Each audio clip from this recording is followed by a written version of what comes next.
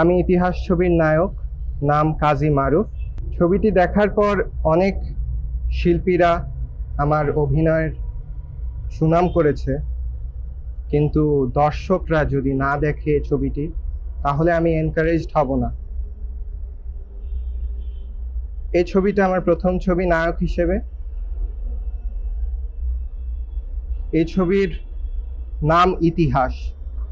ছবিটি কোনো ঐতিহাসিক ছবি না, আজকের বর্তমানে আগামীর ইতিহাস এবং আজকের ঘটে যাওয়া কোনো কলঙ্কিত ঘটনা যেন আগামীর ইতিহাসে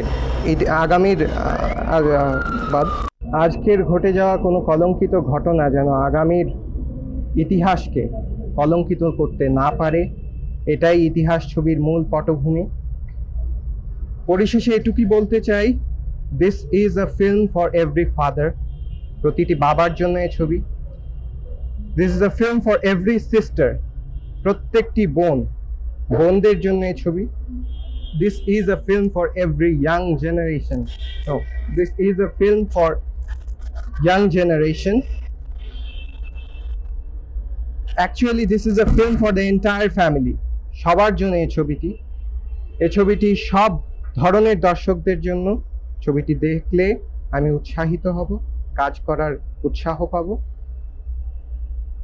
এই ছবিটি যেন আমার শেষ ছবি না হয়, এটাই আপনাদের কাছে কি। এই ছবিটি যেন বাদ